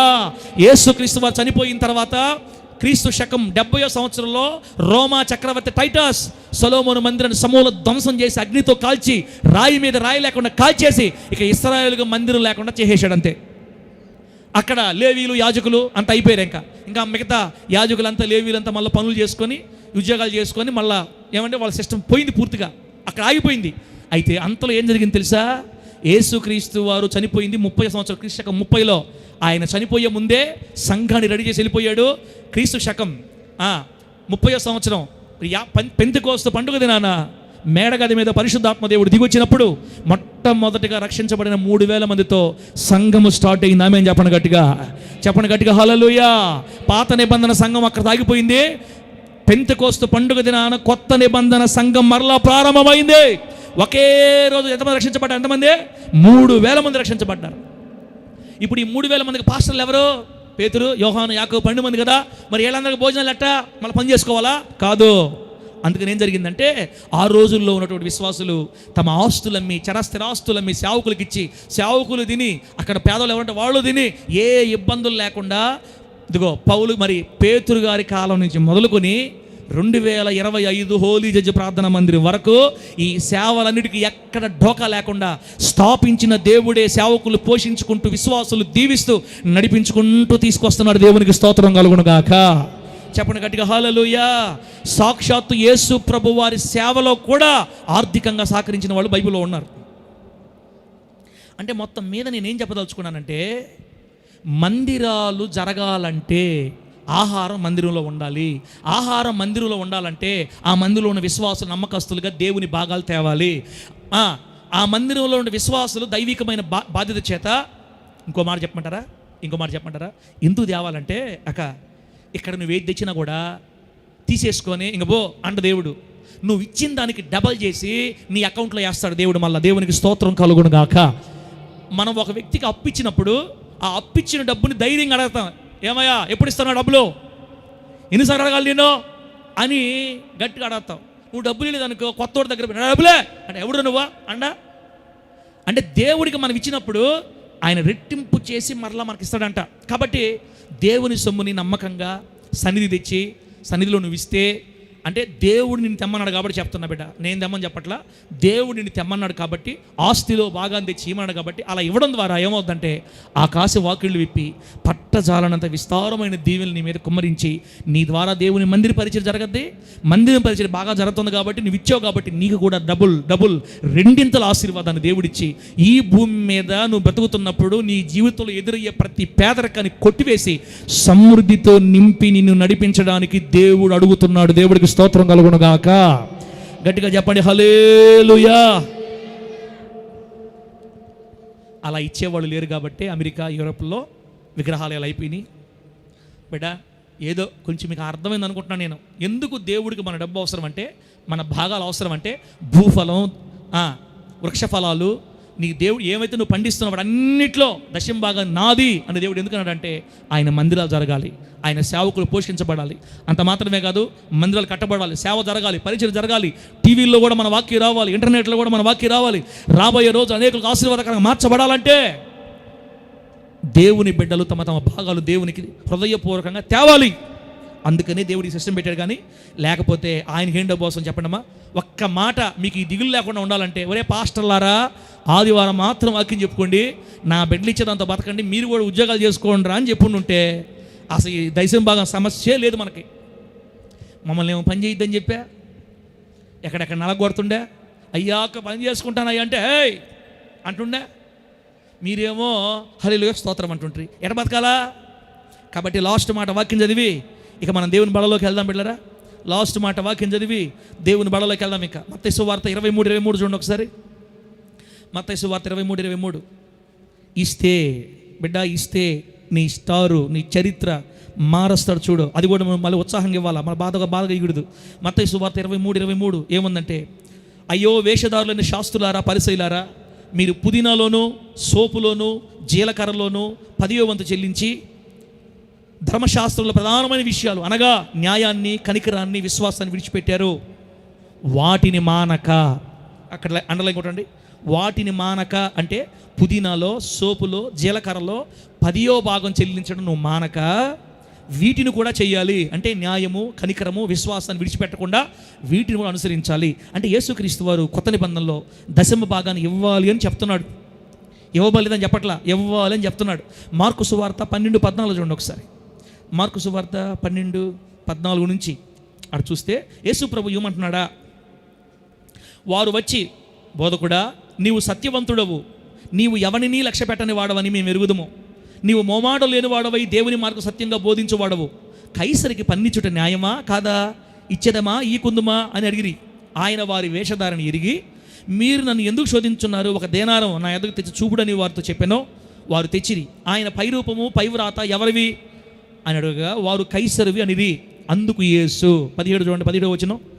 అందుకు యేసు కైసరువి కైసరునకును దేవునివి దేవునికి చెల్లించుడి. యేసుక్రీస్తు వారు కొత్త నిబంధనలో కూడా శిష్యులతోటి ఆనాటి సద్దుకైలతోటి దేవునివి దేవునికి ఇవ్వండి అని చెప్తున్నాడు.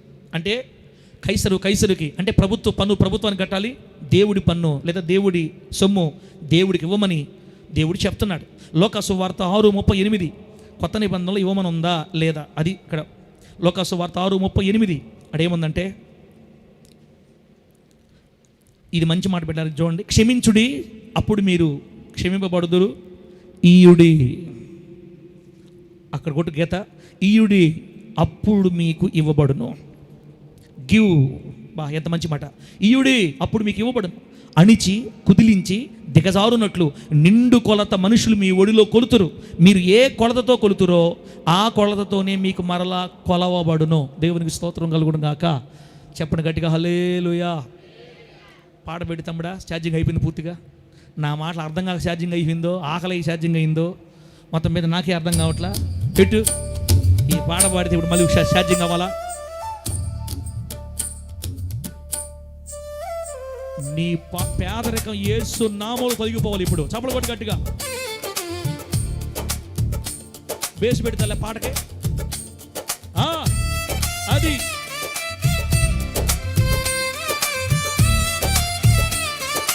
దేవుని కంటే కాగితాలు ఎక్కువ ప్రేమిస్తావా? భయము చెందకు భక్తుడా, ఈ మాయలోక ఛాయను చూచినప్పుడు. భయము చెందకు భక్తుడా, ఈ మాయలోక ఛాయను చూచినప్పుడు. భయము చెందకు, నీకు జయము దయచేయువాడు. భయము చెందకు, నీకు జయము దయచేయువాడు దేవుడే యెహోవా. నీ సాయమునకు దేవుడే యేసన్నయున్నాడు, దేవుడే యెహోవా ఉన్నాడు. భయం చెందొద్దు దేవుని బిడ్డ. మందిరములో ఆహారం ఉండినట్టుగా నువ్వు ఆహారం తెస్తే నీ పేదరికాన్ని మరలా కనబడకుండా కొడతారు యేసునామములో.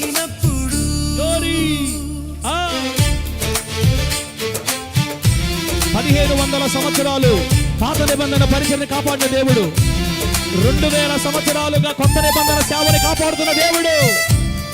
ఆ నిబంధనలోకి రావాలి, నువ్వు ఆ నిబంధనలోకి రావాలి.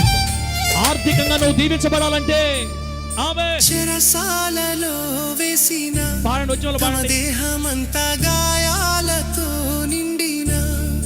చెరసాలలో వేసిన తమ దేహమంతా గాయాలతో నిండిన. పాడి కీర్తించి పౌలు శీలాలు కొనియాడ, పాడి కీర్తించి పౌలు శీలాలు కొనియాడ. భూకంపం కలుగలేదా?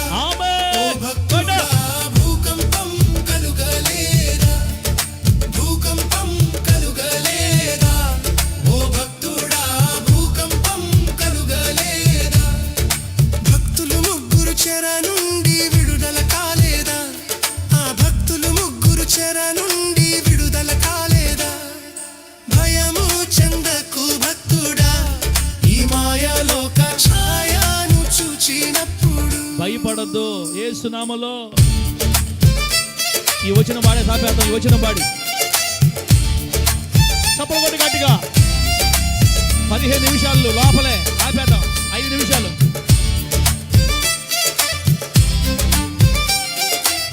డ్యాన్స్ చేయాలని ఉంది. మీ ముఖాలు చూస్తే డ్యాన్స్ వెళ్ళిపోయేటట్లా పైకి లేస్తే కూర్చో అన్నట్టు ఉంది.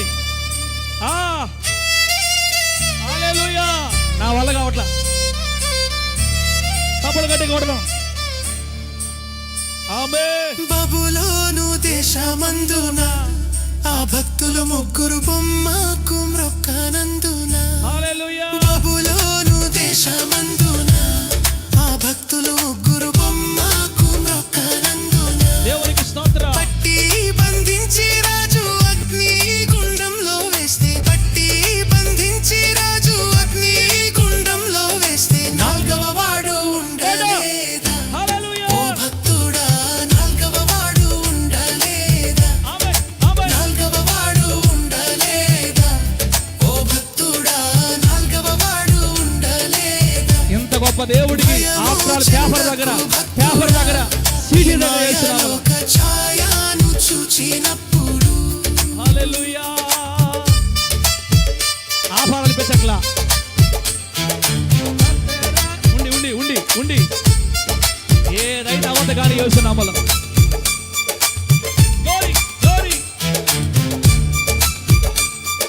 అయ్యా అయ్యా. ఆస్తి అంతా పోయినా, తన దేహమంతా కురుపులతో నిండిన. అబ్బా. ఆస్తి అంతా పోయినా, తన దేహమంతా కురుపులతో నిండిన. అన్నీ ఇచ్చిన తండ్రి అన్నీ తీసుకుపోయే, అన్నీ ఇచ్చిన తండ్రి అన్నీ తీసుకుపోయే అని యోబు పలుకలేదా? యేసయ్య ఇష్టము యేసునామములో. భక్తుడా, అని యోబు పలుకలేదా? హల్లెలూయా. అని యోబు పలుకలేదా? ఓ భక్తుడా, అని యోబు పలుకలేదా? భయము చెందకు భక్తుడా, ఈ మాయలోక ఛాయను చూచినప్పుడు. హల్లెలూయా. హల్లెలూయా. సాలేవయ్యా. ఏమైతే అయిపోతుందమ్మా. 5 నిమిషాలు అయిపోయింది. ఇంకా ఆ పాట వింటా ఉంటే చిన్నప్పుడు పాట పెట్టారు. ఇది చిన్నప్పుడు నేను చిన్నప్పుడు చర్చిలో పాడేవాళ్ళు ఎక్కువగా. అది ఈ మధ్యకాలంలో చేస్తే ఆ మ్యూజిక్ విన్నప్పుడు, ఆ పదాలు విన్నప్పుడు ఎప్పుడైనా సంఘంలో పాడాలనుకున్నాను. ఈరోజు పాడేశాను. ప్రభు నామానికి మహిమ కలుగును గాక. దేవుని బిడ్డలారా, మన పేదరికాన్ని తొలగించడానికి, మన దరిద్రం తొలగించడానికి, మీ ఇల్లు సర్వ సమృద్ధి నివ్వబడ్డానికి, ఈ భూమి మీద మీరు శ్రేష్టమైన జీవితాన్ని జీవించడానికి, ఆర్థికపరమైన జయం మనం సాధించడానికి దేవుడు పెట్టిన ఒకే ఒక్క నిబంధన, నా మందిరంలోకి ఆహారం తీసుకురండి. నా మందిరంలో ఆహారం సమృద్ధిగా ఉంటే మీ ఇళ్లల్లో అణిచి కుదిలించి దిగజారున్నట్లు నిండు కొలత మీ ఒడిలో నేను కొలస్తాను అని దేవుడు చెప్పాడు. బిడ్డలారా, సామెత గ్రంథం 11:24 ఏముంటుందంటే, వెదజల్లి అభివృద్ధి పొందువారు కలరు, తగిన దానికన్నా తక్కువ ఇచ్చి లేమికి వచ్చువారు కలరని రాయబడింది. దేవుని విషయంలో నువ్వు వెదజల్లితే అభివృద్ధి పొందుతావు. తగిన దానికన్నా, నీకున్న దానికంటే తక్కువ ఇస్తే, బిడ్డలారా, మరి తగిన దానికన్నా తక్కువ ఇచ్చి లేమికి వచ్చిన వాళ్ళు కూడా ఉన్నారంట, ఇవ్వాల్సిన దానికంటే ఇవ్వకుండా. తర్వాత గలతీ పత్రిక 6వ అధ్యాయం, ఇక నేను చదవలేను బిడ్డలారా.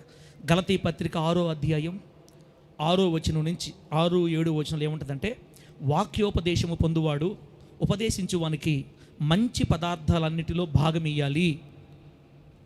వాక్యోపదేశం పొందువాడంటే మీరు వాక్య వినేవాళ్ళు, ఉపదేశించేవాడి కంటే సేవకుడికి మంచి పదార్థాలలో భాగం ఇయ్యాలంట. బిడ్డారా, మీరు మీ సేవకుడికి మంచి పదార్థాల్లో భాగం ఇయ్యాలి. కానీ అమ్మా, ఇంకా మనం మాట్లాడకూడదు. కానీ ఎందుకు చెప్పక మీకు నేను చెప్పక బిడ్డారా, నీకు ఈ విషయం చెప్పక మీ దైవజనుడికి వాక్యం వింటున్న మీరు మంచి పదార్థాల్లో భాగం ఇవ్వడం అది ఆశీర్వాదం అని. తర్వాత ఆ కింద ఏం రాశాడంటే దేవుడు అక్కడే గలతీ పత్రిక 6వ అధ్యాయం 6-7 ఏముంటుందంటే, ఈ మనుషుడు ఏమి విత్తునో దాన్నే కోసడని రాయబడింది. అంటే దేవుడి విషయంలో మనం ఏది విత్తుతామో అంతే కోస్తాం. బలవంతులేదు ఈమని ఇవ్వకపోవచ్చు, కానీ ఏది విత్తుతావో అదే కోస్తామంట. తర్వాత 1 తిమోతి పత్రిక 5:17-18 1 తిమోతి పత్రిక 5వ అధ్యాయం 17-18 ఏముంటుందంటే, వాక్యమందు ఉపదేశమందు ప్రయాసపడు వారిని రెట్టింపు సన్మానానికి పాత్రులుగా ఎంచాలి. పనివాడు జీతానికి పాత్రుడు అని ఉంటుంది. అంటే సేవకుల్ని, వాక్యమందు ప్రయాసపడే వాళ్ళని, ఉపదేశంలో ప్రయాసపడే వాళ్ళని రెట్టింపు సన్మానానికి పాత్రులుగా ఎంచండి. అంటే వాళ్ళని గౌరవించండి, గణపరచండి, సేవకుల్ని గుర్తుపెట్టుకోండి అని పౌలు గారు తిమోతి విషయంలో చెప్తున్నాడు సంఘానికి. తర్వాత బిడ్డలారా, ద్వితీయోపదేశకాండం 16వ అధ్యాయం 15, 16, 17 వచనాలు. ద్వితీయోపదేశకాండం 16వ అధ్యాయం 15 నుంచి చదివితే ఆడేమంటో తెలుసా? వట్టి చేతులతో యెహోవా సన్నిధిని కనబడక. ఈ మాట చదవాలి మీకోసం, నేను ఈ మాట చదవాలా, తర్వాత మనం ముగిచేద్దాం బిడ్డలారా. ద్వితీయోపదేశకాండం 16వ అధ్యాయం 15వ వచనంలో ఏముంటుందంటే, ఇదేందో చూడండి, చెప్పాల్సింది చెప్పకుండా మనం పాటలు అయిపోయిన టైం అంతా. 16వ అధ్యాయం 15వ వచనంలో, నీ దేవుడైన యెహోవా నీ రాబడి అంతటిలో, నీ చేతి పనులన్నిటిలో నిన్ను ఆశీర్వదించును కనుక యెహోవా ఏర్పరచుకున్న స్థలమున నీ దేవుడైన యెహోవాకు 7 దినాలు పండుగ చేయాలి, నీవు నిశ్చయంగా సంతోషించాలి. 16వ అధ్యాయం 15 నుంచి 17 దాకా. ఇప్పుడు 17 వచనం చూడండి. 17వ వచనం, వారు వట్టి చేతులతో యెహోవా సన్నిధిని కనబడక నీ దేవుడైన యెహోవా నీకు అనుగ్రహించి దీవెన చొప్పున ప్రతి వాడు తన శక్తి కొలది దేవుని మందిరికి తేవాలి, ఇయ్యాలని రాయబడింది అక్కడ. పాత నిబంధనలోనే శక్తి కొలది ఇవ్వండి అని చెప్తే, కొత్త నిబంధనలో ప్రభు చెప్తున్నాడు, బిడ్డలారా, ఉపదేశించే వాళ్ళకి, సేవకులకి మీరు జాగ్రత్త చూసుకోండి, అది మీ బాధ్యత అని చెప్పే దేవుడు. అయ్యా మేము జాగ్రత్త చూసుకుంటే మాకేందంటే ఊహించలేమన్నమాట. దేవుడు నిండు కొలత కొలస్తాడని బైబిల్లో రాయబడింది. తర్వాత బిడ్డలారా, కొత్త నిబంధనలో మనము అంటే ఈ రోజున దేవుని మందిరంలో ఉన్న మనం ఎలా ఇస్తే దేవునికి సంతోషం అని చెప్పేసి ప్రార్థన చేస్తాను. ఇంకా మాట అంటే మాటే. ఒకసారి అది పెట్టుమా, లాస్ట్ పెట్టు. ఈ కొత్త నిబంధనలో మనం దేవునికి ఇవ్వాలంటే ఎలా ఇవ్వాలి? పాత నిబంధనలో బలవంతంగా ఇప్పించాడు దేవుడు, మీరు ఇవ్వాల్సిందే అని భయం పెట్టి ఇప్పించాడు. మరి కొత్త నిబంధన అట్లా ఇవ్వమని చెప్పలా. నేను చెప్పే వచనాలన్నీ ఎక్కడ ఉంటాయో తెలుసా? రెఫరెన్స్ కావాలని రాసుకోండి.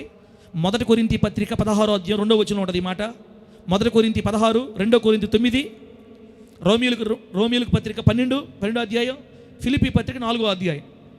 ఈ అధ్యాయాల్లో ఉంటాయి ఈ మాటలు. ఫిలిప్పీ పత్రిక 4వ అధ్యాయం, రోమా పత్రిక 12వ అధ్యాయం, 1 కొరింథీ 16వ అధ్యాయం, 2 కొరింథీ 9వ అధ్యాయం. ఇప్పుడు ఆ మాటలు చూడండి. దేవుడు ఆమోదించిన ఆహారం, మందిరంలోకి నువ్వు ఆహారం తెచ్చేటప్పుడు ఎట్లా తెస్తే దేవుడు దాన్ని ఆమోదిస్తాడు? మన డబ్బుని ఎలా ఇస్తే దేవుడు తీసుకుంటాడు? ఎలా ఇస్తే నువ్వు దీవించబడతావు? కొత్త నిబంధనలో బలవంతం లేదు, ఇచ్చినా ఈగిపోయినా పరలోకం గ్యారంటీ. కానీ భూమి మీద సమృద్ధిగా దీవించబడాలంటే మాత్రం ఇవ్వాలి. అది కూడా ఎలా ఇవ్వాలి? నెంబర్ 1, పిసినితనంగా ఇవ్వకూడదు. అబ్బా, త్వరగా చెప్పండి. ఎలా ఇవ్వకూడదు అంట? పిసినారితనంగా. అంటే పెదకాయత లోపలికి వెనక పంపించి చిన్నకాయత బయట ముందు తెప్పించి అటు ఇవ్వకూడదు అనమాట. పిసినితనంగా ఇవ్వకూడదు. ఒకటి, ఇవ్వకూడదు. రెండోది, ఎలా ఇవ్వకూడదు? సణుగుతూ ఇవ్వకూడదు. ఇందాక నేను చెప్పిన 4 రెఫరెన్స్లో ఈ మాటలు ఉంటాయి. సణుగుతూ ఇవ్వకూడదు. సనగత దేవుని మందిరి కానుకలు తెచ్చినా, సనగత దశంభాగాలు తెచ్చినా, సనగత ఇంకోటి తెచ్చినా, సనగత భార్యాభర్త తిట్టుకుంటా, అరుచుకుంటా, కొట్టుకుంటా తెచ్చినా దానివల్ల నీకు రూపాయి ఆదాయం ఉండదు. దేవుడు బాధపడతాడు. బిడ్డ, ఇస్తే హృదయపూర్వకంగా లేకపోతే మాకు ఇబ్బంది లేదు, అస్సలు ఇవ్వద్దు. ఇస్తే మాత్రం సనగత ఇవ్వకూడదు అనమాట. మూడోది, బలవంతంగా ఇవ్వకూడదు. అబ్బా, భార్య ఏమో ఇవ్వద్దంటుంది, భర్త ఏమో ఇస్తానంటున్నాడు. కొట్టుకొని భార్య 4 దాన్ని భర్త తెచ్చి ఇచ్చాడు. ఎందుకన్నా బాధన్నా? వదిలే, ఆ మనిషి కోసం వదిలే. ఇంకా ఈ దేవుడికి ఏది ఇచ్చినా బలవంతంగా ఇవ్వకూడదు. ఎట్లా ఇవ్వాలి? 4వది చూడండి, ఎలా ఇవ్వాలా? దేవుడికి ఎలా ఇవ్వాలా? ఉత్సాహంగా ఇవ్వాలి. దేవుడికి స్తోత్రం కలుగును గాక. ఎప్పుడెప్పుడు బలారాధన వస్తుందా? దేవుడు నాకు ఇచ్చింది నా ప్రభుకి ఎప్పుడు ఇస్తానా? మీకు విషయం చెప్పంటారాక, నాకు కూడా అలా ఇవ్వాలని ఆశ. మరి నా పరిస్థితులు చెప్పుకోవాలా? ఇప్పుడు నా మీద ప్రధాన యాజకుడు ఎవరు లేరు, నాకు ఎవరు వాక్యం నేర్పించాలా? నేను బాధల్లో ఉన్నప్పుడు నాకు ఎవరు ధైర్యం చెప్పాలా? ముత్తుకూరులో నుంచి ఇప్పుడు దాకా పడే కష్టం అంతా దేవుడు తప్ప నన్ను ఎవరు పట్టించుకోవాలా? ఎవరన్నా నాకు దగ్గర నిలబడి అయ్యా బిడ్డ ఇటు చేసుకు చెప్పుంటే నా దశంభాగం తీసి వాళ్ళకి ఇచ్చినవాడిని. ప్రభు ఏం చెప్పాడంటే, నేనే నిన్ను లేపాను కాబట్టి ఇదిగో. నేను కూడా ఏం చేసేవాడిని తీస్తా బిడ్డ, ఒక మాట చేస్తా చూడండి. నేనేం చేసేవాడిని అంటే అప్పట్లో కూడా తీసిపెట్టేది. సమాధులకు డబ్బులు కట్టలేదా, సమాధి పెట్టి డబ్బులు కట్టలేదా, అక్కడ పెట్టదా, అది పెట్టేశాం కాబట్టి ఈ డబ్బులు మనం వాడేసుకుందామని చాలాసార్లు దేవుడు తీసిపెట్ట ఏమో అది పాస్టర్నే కదా అనుకున్నా. నాకు కూడా ఎండిపోయింది వేసునామలో. Rule is rule for all అందరికీ. నాకు ఎండిపోయిందమ్మా, 4 రూపాయలు తేరగలేవు నాకు. ఇది చెప్పంటారా? ప్రభు ఏమడతాడంటే, క్రమంగా ఉండాలి, నా దగ్గర క్రమం కావాలి నాకు. నేను నీకు ఇచ్చిన దాంట్లో నా భాగం కరెక్ట్గా తీసుకొచ్చి నాకు ఇవ్వాలి. నేను తినే అసలు తిను నామాలు, ఇంకా నాకే నామాలు పెట్టాడు. మీదంతా చెప్పండి. ఇశ్రాయేల్ పాస్టర్ 15 సంవత్సరాల తర్వాత 4 రూపాయలు ఉందంటే మీ తప్పు కాదు, నా తప్పు కూడా ఉంది దాంట్లో. ఇప్పుడు ప్రభువా నాకు 10,000 ఇచ్చావు, 8,000 నీకు పెట్టేస్తా అంటే నన్ను పెట్టమని చెప్పాలి 8,000 ఆయన, అది నా ఇష్టం, పెట్టొచ్చు, ఇబ్బంది లేదు. కానీ ముందు ఆయన దానికి ఇవ్వాలా. 10,000లో నేను ఆయనకి ఎంతో నిర్ణయించుకొని ఉత్సాహంగా నా మనసులో కొంత భాగం అనుకొని ప్రభుకి ఇచ్చిన తర్వాత మిగతా దాంట్లో ఇస్తే సంతోషం ఆయనకి. అటు ఆయన భాగం ఆయన నీకుండా నేను నీకు 8,000 పెట్టేశాను, ఈ 8,000కి ఇక 5 నెలలు నీకు రూపాయి ఓడిను, 8,000 ఇచ్చప్పుడు ఇంకీనో 8,000 ఇచ్చప్పుడు ఇంకీనో 8,000 వచ్చి ఆ 8 నేను ఎవరు ఇమ్మన్నారు అసలు? నేను 8,000 ఎవరు ఇమ్మన్నారు దేవుడికి? నువ్వు 8,000 ఇచ్చినా ప్రతి దాంట్లో ఆయన భాగం ఆయన తీయాలంతే. ఆయన క్రమం కోరుకుంటాడు. కొంతమంది ఏం చేస్తుంటారంటే, అన్న బియ్యం మేము తినేటప్పుడు తీయాలి కదా, బియ్యం ఓరకాయ తీసి పెట్టలేమో, కట్టి చేస్తామన్నాం అనుకో, కట్టది చేసేసామనుకో, దేవుడు దాన్ని ఒప్పుకోడు. నువ్వు ప్రతి ఉదయాన బియ్యం తీసేటప్పుడు పిడికిడి బియ్యం తీసి పక్కన పెట్టాలా, అదంతా కొంత అవ్వాలా, అది మాత్రమే దేవుడికి తేవాలా. ప్రభుకి క్రమం ఇష్టం. ఆయన తీయలేను, మా వల్ల కాదులే, ఇదిగో కూరగాయలు నేను తీయలేను కానీ ఇక 1000 రూపాయలు తీసుకో పాస్టర్ అంటే ఆయన నచ్చదంట. ఆయన క్రమం కావాలి. ప్రతిదీ ఆయన భాగం ఆయన తెచ్చేయాలి.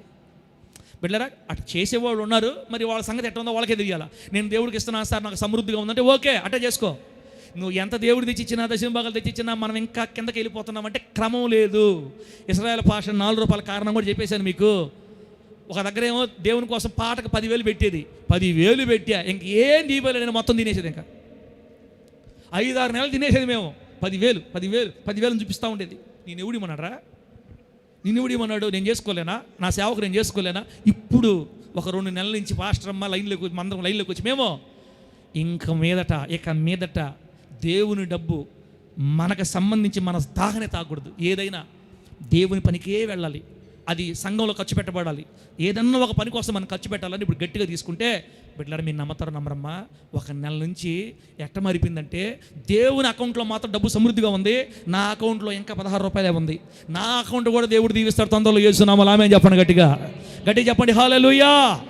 మీ మేలు కోసం చెప్తున్నా బిడ్డ ఈ మాటలు. నా సంగతి కూడా ఎప్పుడు నేను చెప్తున్నానంటే మీరు తెలుసుకుంటారని. క్రమం కావాలి. ఎట్లా ఇవ్వాలి? దేవుడి సొమ్ము ఎట్లా ఇవ్వాలి? పెట్టుమా, దేవుడి సొమ్ము ఎట్లా ఇవ్వాలి? ఉత్సాహంగా. 4వది ఎట్లా ఇవ్వకూడదు? పిసినిదనంగా ఇవ్వకూడదు, సనగత ఇవ్వకూడదు, బలవంతంగా ఇవ్వకూడదు. ఎట్లా ఇవ్వాలి? ఉత్సాహంగా ఇవ్వాలి. 5వది ధారాళంగా. అబ్బా ఇప్పుడు బలారం వస్తుందా, ఇప్పుడు నా ప్రభుది పెట్టేద్దామా, ఆయనకి ఇచ్చేద్దామా, అమ్మో ఇది ఎంత తొందరగా ఇచ్చేస్తే నా బాధ్యత తొందర తీరిపోద్ది. అది కూడా ఉత్సాహంగా ఎదురు చూపులు చూస్తా ధారాళంగా ఇవ్వాలి. 6వది ఎట్లా ఇవ్వాలి? దేవుడికి సమృద్ధిగా విత్తాలని రాయబడింది 2 కొరింథీ పత్రికలో. సమృద్ధిగా విత్తాలి. కొంచెముగా విత్తువాడు కొంచెముగా పంటకు వస్తాడు, సమృద్ధిగా విత్తువాడు సమృద్ధిగా పంటకు వస్తాడు. దేవుడికి స్తోత్రం కలుగును గాక. చెప్పండి గట్టిగా హల్లెలూయా. 7వది ఎట్లా ఇవ్వాలి? వర్ధిల్లిన కొలది ఇవ్వాలి. ఈ సంవత్సరం దేవుడు నీకు 15,000 పని ఇచ్చాడు, 10,000 ఇచ్చావు. వచ్చే వారంలో వచ్చే సంవత్సరంలో మళ్ళీ 20,000 పెంచాడు దేవుడు, అయినా 1,500. ఆ తర్వాత 30,000 చేశాడు, అయినా 1,500. నేను ఎక్కడ మళ్ళా పెంచితే పాస్టర్ డౌట్ వచ్చి ఏంది తమ్ముడు పెరిగినట్టుంది అనుకుంటాడేమో, ఈ 15,000తో జీవితం కొనసాగించేద్దామని అనుకుంటారు కొంతమంది. కానీ బైబిల్ చెప్పింది వర్ధిల్లిన కొలది దేవునికి ఇవ్వాలి అని చెప్పింది వాక్యం. ఇవ్వచ్చు, ఇవ్వకపోవచ్చు. ఇవ్వకపోవడం ద్వారా 3 నామాలు ఇస్తే సమృద్ధి. దేవుని నామానికి మహిమ కలుగును గాక. 3 నామాలు ఎందుకన్నానంటే నాకు 3 నామాలు పెట్టాడు కాబట్టి. లాస్ట్ మాట ఏముంది? హృదయములో నిశ్చయించుకున్న ప్రకారం ఇవ్వాలి. ఇది రాసుకోవడం పెట్టారు మీరు. మెయిన్ ఇది గుర్తుపెట్టుకోండి. శాలరీ నీ చేతికి రాగానే, ఆ రోజు కూలి నీ చేతికి రాగానే త్వరగా దేవుని సన్నిధికి వెళ్ళి ప్రార్థన గదిలో మోకాళ్ళలోంచి ఈరోజు దీంట్లో నేను దేవుడికి ఎంత ఇవ్వాలి? స్టార్టింగ్ ప్రభువుకు నువ్వు ఇవ్వాల్సిన స్టార్టింగ్ అమౌంట్ ఎంతో తెలుసా? పాత నిబంధన కొలత 10వ భాగం నుంచి నువ్వు స్టార్ట్ చేయాలి. 10వ భాగం కింద కాదు, 10వ భాగం నుంచి నువ్వు స్టార్ట్ చేయాలి. 30 లక్షల మంది జనం ఉండేవాళ్ళు కాబట్టి 10వ భాగం ఇవ్వమని చెప్పాడు దేవుడు. మన మందిరం 2 లక్షల మంది ఉన్నారు. మన మందిరంలో 30 లక్షల మంది ఉన్నారా? గట్టి కొడితే అడుగు స్తోత్రం. మరి మీరు అదే లెక్క పెట్టుకుంటేట నాకు కాదు దేవుడికి. 10వ భాగం ప్రారంభం, అక్కడి నుంచి కౌంటు. హృదయపూర్వకంగా భార్యాభర్త ఇద్దరు మాట్లాడుకొని ఉండే అవసరాలు కొరతలు చూసుకొని, అమ్మాయి ఈ నెలలో మనకేం కష్టం ఏమీ లేవు కదా, ఖర్చులు లేవు కదా, ఇంకొక భాగం వేసేయి దేవుడికి వేసేయి, పక్కన పెట్టేయి, మిగతా వాడుకుందాం మనం. అమ్మ ఈ సంవత్సరం ఈ నెలలో కొంచెం ఇబ్బందులు ఉన్నాయి, ఆయన బాగా ఆయన తీసిపెట్టు, మిగతా వాడుకుందాం. ఇలా ఇద్దరు ఒక మాట మీదకి వచ్చి దేవుని సొమ్ముని హృదయపూర్వకంగా సంతోషంగా ఉత్సాహంగా ధారాళంగా సమృద్ధిగా వర్ధిల్లిన కొలది నిశ్చయించుకున్న ప్రకారం ఒక మాట చొప్పున తీసి పక్కన పెట్టి సమయం వచ్చినప్పుడు తీసుకొచ్చి దేవుని చేతుల్లో పెట్టి చూడండి. బిడ్డా చూస్తాం, తొందరలో చూస్తాం. ఈ మాట ఒక్కరికైనా నచ్చద్ది, ఇద్దరికైనా నచ్చుతుంది, 10 మందికైనా నచ్చుతుంది. దేవుడు కొంతమంది గుండెల్లో తీసుకుపోతున్నాడు ఈ మాట. మీ పాస్టర్కే పెట్టేశాడు దేవుడు, ఇంక మీరంతా మీ ఇష్టం. ఇంకా ఇదే లాస్ట్ మాట మీకు. ఇంకా మళ్ళా దశంభాగం గురించి ఇప్పట్లో నేను చెప్పను. ఇంకా బిడ్డ, నాకు ముందుగానే సిగ్గు, నాకు ముందుగానే సిరాకు ఈ పదం అంటే.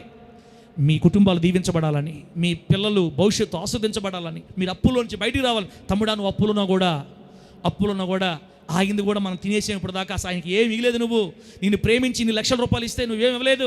హృదయపూర్వకంగా అయ్యి తమ్ముడా, చెల్లెలా హృదయపూర్వకంగా అయ్యి, ఉత్సాహంగా అయ్యి, నువ్వు ఇవ్వగలిగింది అయ్యి, మనసును నిశ్చయించుకో. ఎందుకంటే ఆయన మందిరంలో ఆహారం ఉండాలి. ఆయన నిన్ను దీవించాలంటే ఈ ఒక్క నిబంధనే. ఎన్ని ప్రార్థన చేసినా, ఎంత ఉపవాసాలు ఉన్నా, ఎంత దేవుడి కోసం పగులెత్తినా, దేవుడి కోసం ఎంత ఖర్చు పెట్టినా, ఆయన సొమ్ము తెచ్చే విషయంలో కొంతమంది అనుకుంటారు, సార్ ఇంక మేమేం దశంభాగం ఇచ్చేది, ప్రతి వారం మేము మందిరంకి ఆహారంకి డబ్బులు ఖర్చు పెట్టట్లా, మేమా ఒక్కొక్క 200 వేసుకుంటున్నాం, అదే దశంభాగం అయిపోయింది. హలో సుబ్రహ్మ, దేవుడి చర్చిలో అన్నంకి ఇచ్చే డబ్బులు అవి దశంభాగాలు లెక్క రావు, దేవుడి సొమ్ము లెక్క రావు. నిన్ను ఎవరిమన్నారు దేవుడికా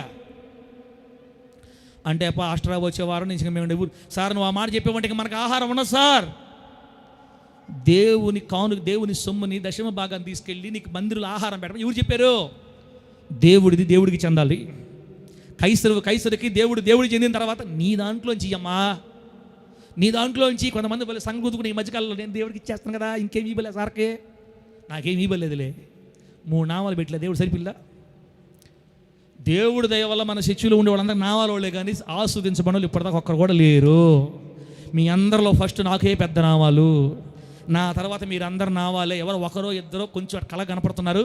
ఇక మీదట మనం అందరం దీవించబడతాం యేసు నామంలో. గట్టిగా చెప్పండి హల్లెలూయా. బిడ్డ, నా 2 జోడి చెప్తున్నా, మీ డబ్బు గురించి కాదు, మీరు దీవించబడాలని. 1000 రూపాయలు నీ చేతికి నెలకు దేవుడు ఇస్తే ఆ 1000 రూపాయల్లో ఫస్ట్ దేవుడు తీసి పెట్టండి. ఎంతో మీరు 10వ భాగమే ఇస్తారా, ఇంకేదైనా ఎక్స్ట్రా ఇస్తారా? హృదయపూర్వకంగా ఇష్టపూర్వకంగా నిశ్చయించుకొని పక్కన పెట్టండి. అమ్మా, నేను కూడా చెప్తున్నాను, ఈ సంవత్సరానికి 2 భాగాలు 20 భాగాలు దేవుడికి ఇవ్వాలి నేను తీర్మానించుకున్నా. 2026 అంతా 2 భాగాలు ఇస్తా. 2027 నుంచి 3 భాగాలు దీపాష్టం అని చెప్పా. ఇంట్లో చాలా అవసరం ఉన్నాయి కాబట్టి నేను 20 భాగాలు నిర్ణయించుకున్నా. నీ ఇష్టం అదే, నీ అవసరాలను బట్టి నువ్వు ఎంత ఇస్తావో ప్రభుకు ఫస్ట్ ప్రభు తీసి పెట్టేసేయి. తర్వాత బిడ్డలారా, నీ ఇంటి అవసరాలకి ఏం కట్టుకోవాలని చూసుకో. దేవుని విషయంలో ఎంత నమ్మకంగా ఉంటావో ఆయన నీ విషయంలో అంతే నమ్మకంగా ఉంటాడు. నువ్వు దేవుని సొమ్ము విషయంలో దొంగగా, నువ్వు దొంగగా ఉన్నంతకాలం మనము ఎన్ని సువార్తలు చేసినా, ఎన్ని మీటింగ్లు పెట్టినా, ఎలా పాడలో ప్రార్థన పెట్టినా, సభలు పెట్టినా సంఘాలు దీవించబడవు. కారణం ఆర్థికంగా పైకి లేవనెత్తబడాలంటే క్రమంలో ఉండాలి. ఈ సేవ, ఈ పరిచర్యలు రెండవసారి రాకడలో యేసయ్య భూమి మీద దిగి వచ్చే వరకు ఈ సేవ జరగాలంటే నామాలు పెట్టైనా ఇప్పిస్తాడు యేసు నామాలు దేవుడు అంటే. ఆమేన్ చెప్పండి గట్టిగా చెప్పండి హల్లెలూయా. 1500 సంవత్సరాల పాత నిబంధనలో, 2000 సంవత్సరాల కొత్త నిబంధనలో ఈ సేవ ఇంకా సాగుతుందంటే ఆయన తన పనిని జరిగించుకుంటున్నాడు. బిడ్డల దగ్గర తెప్పించుకొని ఆయన. కాబట్టి అమ్మ, మనల్ని ఏం బలవంత పెట్టట్లేదు, ఇవ్వచ్చు ఇవ్వచ్చు, పరలోకం గ్యారెంటీ. కానీ భూమి మీద నావాలు తప్పించుకోవాలంటే ఆయన పనికి మన సమృద్ధికి ఇవ్వాలి. మన ఆస్తి అంతా అడగట్లేదు, వర్ధిలిన కొలది, దేవుడిచ్చే కొలది ప్రభుకి ఇవ్వండి, ఆయన పనులు ఇవ్వండి. మీరు దీవించబడతారు, ఆర్థికంగా లేవనెత్తబడతారు. బిడ్డ, భక్తి పరులు ఈ రోజున ఎందుకు పేదరికంలో ఉన్నారంటే, ప్రార్థనా పరులు కూడా ఎందుకు దరిద్రతలో మిగిలిపోయారంటే, దేవుని కోసం నమ్మకంగా బతికే వాళ్ళు కూడా కుటుంబంలో సరైన స్థితి లేకుండా ఎందుకు బాధపడుతున్నారంటే, అదిగో ప్రభువుకి ఇచ్చే విషయంలో నిబంధన విషయం తప్పిపోయాం. ఆ నిబంధన ఏంటంటే, నా మందిరంలోకి ఆహారం తీసుకురా, నన్ను ప్రేమించేవాడైతే మందిరంలోకి ఆహారం తీసుకురా. సమృద్ధిగా విదితే సమృద్ధిగా కోస్తావు, కొంచెం విదితే కొంచెంగా కోస్తావు. నేను నీ కుటుంబాన్ని దీవించాలనుకుంటున్నాను, నీ పిల్లల్ని దీవించాలి. ఇప్పుడు నా 2 కూతుర్లు రేపు ఉద్యోగస్తులు అవ్వాలి నా కోరిక. ఫారిన్కి వెళ్ళాలి నా 2 కూతుర్లు. నేను ఒక భాగంగా ఒడియకుండా మొత్తం మింగేస్తుంటే 10,000 ఇచ్చా అంతా తినుకుంటా వచ్చాను. నా వాళ్ళు వచ్చినాయి. ఇప్పుడు నాకు అర్థమైంది ఏంటంటే, ఎంత ఎక్కువగా నా దేవుడి చేతుల్లో పెడితే నా బిడ్డలను ప్రభు జ్ఞాపకం చేసుకుంటాడు. ఆమేన్ చెప్పండి గట్టిగా హల్లెలూయా. రాబోయే రోజుల్లో విప్లవాత్మకమైన పరిస్థితులు నా జీవితంలో మీరు కళ్ళారా చూస్తారు. పాస్టర్మని రేపు ప్రభు, పాస్టర్మని మార్చు ప్రభు అని ప్రార్థన చేశాను. నేను ఎంత చెప్పినా నా మాటలా దేవుడి దయ వల్ల పాస్టర్ లైన్లోకి వచ్చింది. ఇక నుంచి కష్టపడకుండా దేవుడు మన బిడ్డలందరూ దీవించబోతున్నాడు. మీరందరూ కూడా మనసు మార్చుకుంటున్నారు. ఈరోజు వాక్యం ద్వారా అందరిని దేవుడు మార్చాడు. మొదట ప్రభువుకు తీసిపెట్టిన తర్వాత ఉత్సాహంగా, సనకత కాకుండా, బలవంతంగా కాకుండా, ఇంకా పిసినాతనం కాకుండా ఉత్సాహంగా, ధారాళంగా, సమృద్ధితో, వర్ధిల్లిన కొలది నిశ్చయించుకున్న ప్రకారం దేవునికి చేయండి. అప్పుడు ప్రార్థన చేయండి. మీ కుటుంబాలు 2025 ముగింపులో 2026లో ఎలా ఉంటాయో మీ కళ్ళే చూస్తాయి. త్వరలో దేవుని ఆశీర్వాదాన్ని మనం అనుభవించబోతున్నాము యేసునామములో. గట్టిగా చెప్పండి హల్లెలూయా. మందిరాల్లో భోజనాలు పెట్టేవాళ్ళు కూడా మీరు మర్యాద గుర్తుపెట్టుకోండి. అది మీ లెక్కలోకి వస్తుంది కానీ దేవుడి లెక్కలోకి రాదు. జాగ్రత్త జాగ్రత్త జాగ్రత్త. ఇశ్రాయేల్ పాస్టర్ నావాలు మీకు కావాలనుకుంటే తీయబాకండి. లేదు మనం దీవించబడాలనుకుంటే ఈరోజు అందరు లైన్లోకి వచ్చేద్దాం. నా ప్రభువు అయిన యేసయ్య మంచి మనసుని మన గుండెల్లో దేవుడు స్థాపించును గాక. కళ్ళు మూసుకొని ప్రార్థన చేసుకుందాం బిడ్డలారా, కళ్ళు మూసుకొని ప్రార్థన చేస్తాం.